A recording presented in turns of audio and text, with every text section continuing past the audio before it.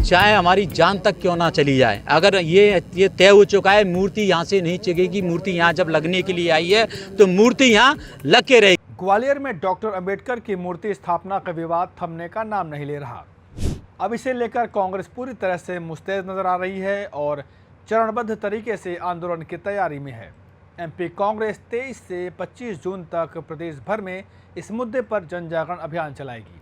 भोपाल में इसे लेकर प्रदेश प्रभारी हरीश चौधरी, पूर्व CM Digvijaya Singh, PCC chief Jitu Patwari, नेता प्रतिपक्ष उमंग सिंघार सहित कई नेताओं ने प्रेस कॉन्फ्रेंस की। जीतू पटवारी ने कहा कि ग्वालियर हाईकोर्ट परिसर में बाबा साहब की मूर्ति नहीं लगने दी जा रही है। कांग्रेस समाज के सभी वर्गों को ये बताएगी कि बाबा साहब ने जो संविधान बनाया उसमें सभी को अधिकार दिए गए हैं। वहीं पटवारी ने आगे ये भी कहा कि गृह मंत्री अमित शाह ने अंबेडकर जी पर टिप्पणी की।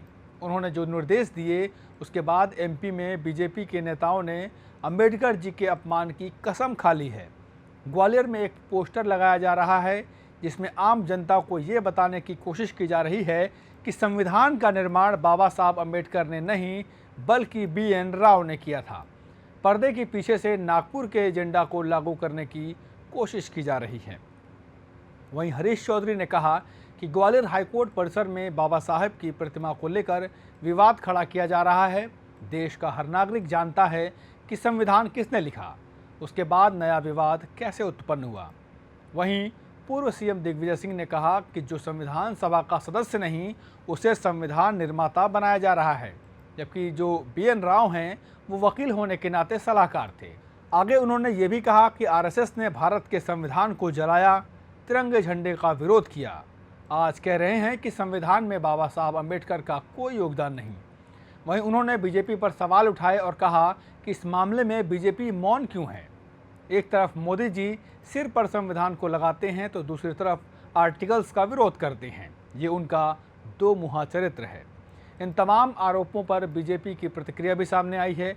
बीजेपी के प्रदेश अध्यक्ष VD शर्मा ने कहा कि बाबा साहब अंबेडकर को लेकर दिग्विजय सिंह से लेकर कांग्रेस के नेता समाज का वातावरण बिगाड़ने में एक्सपर्ट हैं। कांग्रेस और नेहरू परिवार सदैव अंबेडकर के विरोधी रहे हैं।